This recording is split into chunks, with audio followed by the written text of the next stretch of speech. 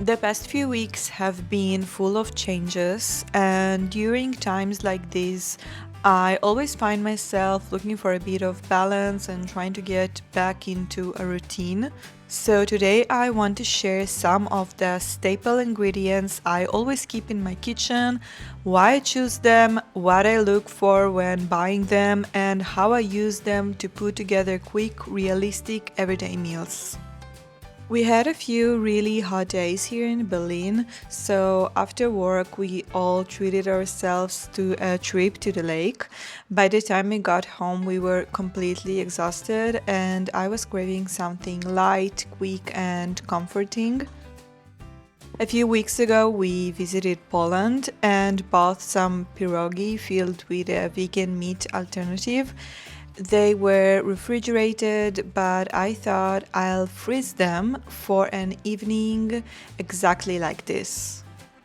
I hope you're a zucchini fan because both meals today feature zucchini. I love it because it's quick to cook, helps keep you full, supports heart and eye health, and it's great for digestion. We always have it at home. This dish works with almost any alternative to pierogi. You can of course use a ravioli instead, but it's also delicious with any type of pasta or noodles, gnocchi or even risotto.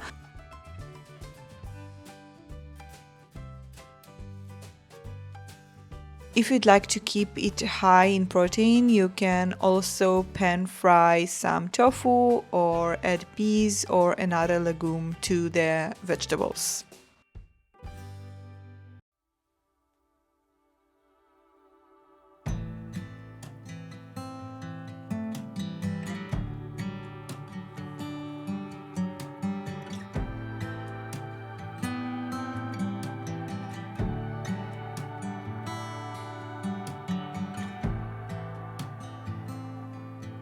I kept the seasonings really simple: salt, pepper, nutritional yeast, and oregano.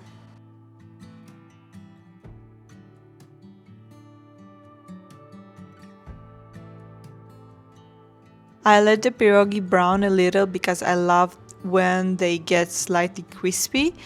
Then I add a splash of the cooking water to help bring everything together. I also bought the vegan cream fresh from New Roots. This was my first time trying it, and I decided to serve it on the side. Looking back, it would have been better stirred into the dish while it was cooking. I finished with some spinach for extra vitamins and fiber. When we were in Poland, we also tried the tofu-filled version, and honestly, we like those even more. A simple, comforting meal, exactly what we were hoping and in the mood for.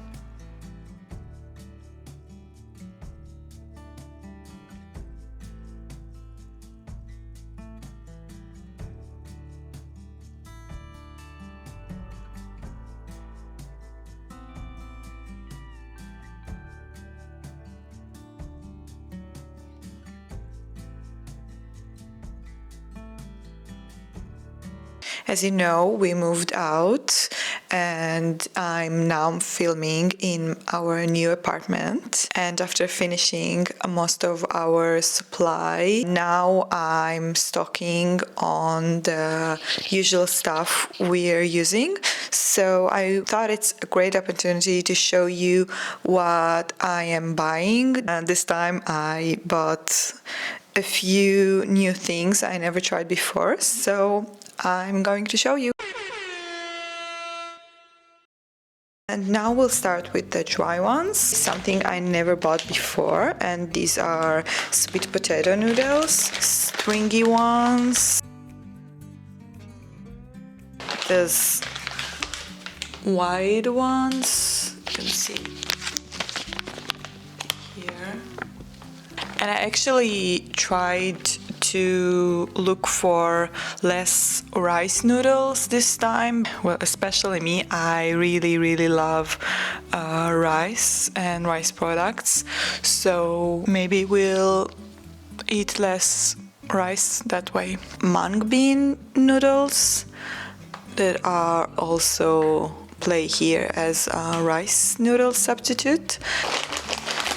Next up are soba noodles, which is one of my favorite, I think it's my favorite noodles probably, because also they're really healthy. You can prepare them pretty quickly and easily, and they just blend great with everything, if it's like stir fries or even as a spaghetti substitute. So I really love them, and I always have them here. Some regular rice noodles, rice papers for summer rolls, spring rolls. And I always also have rice paper dumplings in my new low FODMAP ebook. So you should definitely check this out, and maybe I'll even prepare them next video. So we're still with the noodles, but we're coming to an end, I promise. I have udon noodles. I buy them in pairs because one of them is for one portion. And I also have ramen noodles, they are pretty much the same as the udon noodles, but they more thin, which I sometimes prefer. Shirataki noodles, which are konjac noodles, and we have also shirataki noodles knots. So I think it will be very good for absorbing flavors and like sauce. Big fans of basmati rice, so I bought 2 kilograms. Usually I buy more. Recently I decided to move to jasmine rice, so I bought 1 kilo of the jasmine rice and only 2 kilo of the basmati rice to make a smooth transition, I guess. Also, I bought sushi rice, which I really love for balls or making like this sushi tacos, which I have on my blog if you want a recipe. And now we have some condiments. I have this light miso paste. It's really important to check the ingredients because miso often contains this fish ingredients. So you just check, and this says water, rice, soy, and salt. This is it. Check that your miso is vegan. The soy sauce that I use almost in every dish I make, I use Kikkoman's low sodium soy sauce. I can use other brands, but the most important thing for me is that it would have less sodium in it. Even if I eat it with sushi or make it in stir fry or some stew, and when I add a regular soy sauce, I really feel the saltiness and it's too much for me. So it's very important for your health, and I think it's better on taste. And if I want to make a more liquid sauce, then I can add it without it being too salty. And we have the rice vinegar. I added to, again, stir fries and sauces, Asian inspired salads. It goes great with lime or lemon juice. Yeah, I use it quite a lot as well. And sriracha, like just original without any additives. It is without MSG. Things I bought for just snacking. I have tempeh chips. We really love tempeh. Tempeh chips in spicy balado taste. I'm not sure what it is, but we like spicy, so. And I bought kombucha. It's 0 sugar and it's mango and lime flavor, so I just wanted to try. Tofu is a really huge deal in our house.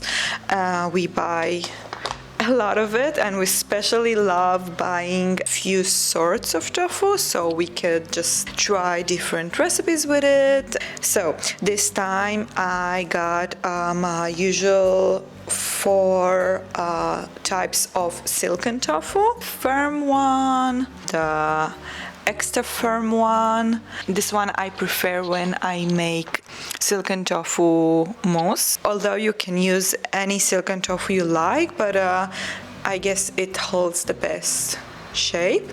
Super soft, or the soft one. And now it's a great time to move on to the tofu I bought yesterday. I just closed the door. So if you're already speaking about silken tofu, I also really love this one. I think I showed it on one of my videos, and I just cut it in the middle, and then you have like these two silken tofu sausages, and I just slice it, and you can put it in starch and then fry it, or you can just add it to top of the soup, and then it just steams it, and it gets the flavors and the broth from the soup, and it's really, really good. Next we have this Chinese tofu, which is like sort of between firm and silken tofu. And this one I never tried firm tofu, but it's like soft firm tofu. I feel like there are bunch of pretty similar types of tofu in the Asian store, and they just call different and look different, but they're pretty much the same. So I just try everything. I don't have anything I like in specific, except the one I will show you next. Fortune tofu, they come in pairs, and it is 25% higher in calcium and lower in sodium as compared to regular tofu.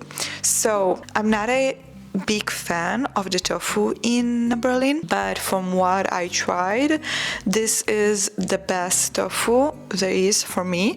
It is, I guess I would love if it was firmer, but this is what I got so far that is sitting well with my recipe. And I usually buy like 3 or 4 packets of this and use it in 2 weeks, because I have, as you saw, I have a bunch of other tofu types. So this is it for this section, for this new section.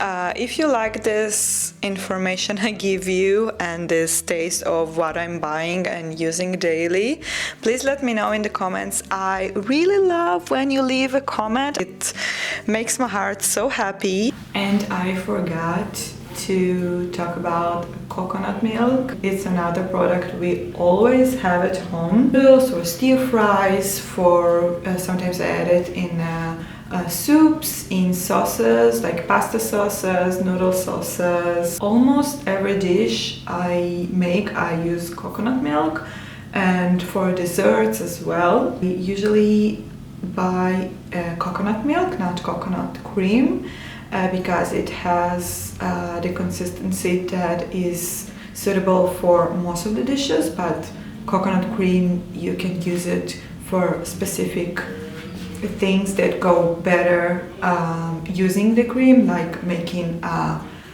vegan sort of cream for dessert. It's heavier and it's fatter, but coconut milk. So it's a pretty busy day on a very busy week. So I am planning to make lunch in about 20 minutes. So let's start, and I hope it will be as quick as possible. These pea protein chunks were on sale, so I decided to give them a try. I really like soy chunks, but I enjoy switching up my protein sources. I chose mung bean noodles because they soften quickly in boiling water, so I could soak them together with the protein chunks.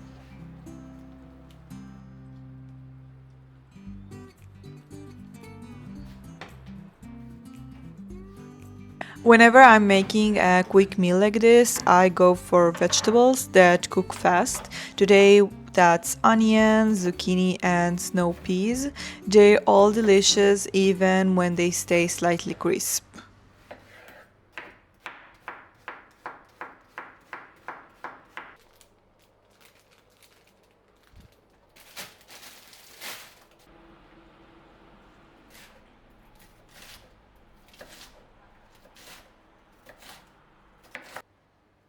Besides the protein chunks, I also rinse a can of chickpeas really well. Even if I had skipped either the chunks or the chickpeas, the meal would still have been high in protein, but together they also add extra fiber and plenty of other nutrients.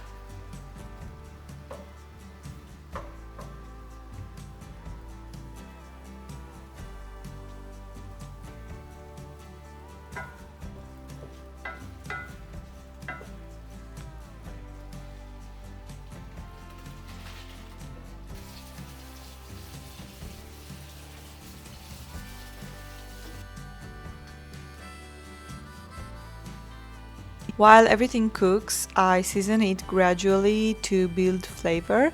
I also had some leftover passata in the fridge. I absolutely love chickpeas in a tangy, slightly spicy tomato sauce.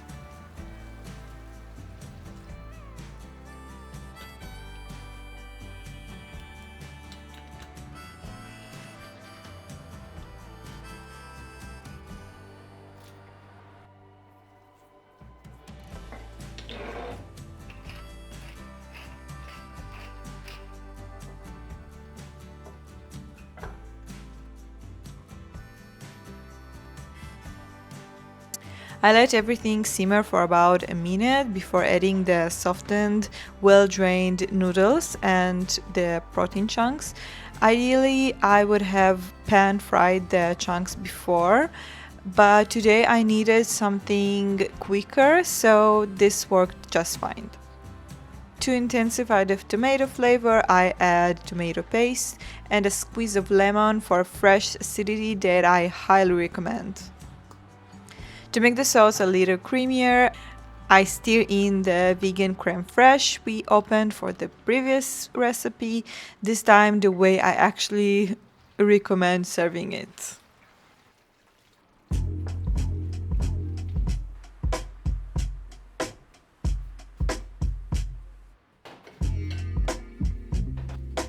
Over the next few weeks, I'll be sharing more quick, easy meals like this, and the kind I generally make all the time and that I think are the most practical for inspiration or everyday cooking.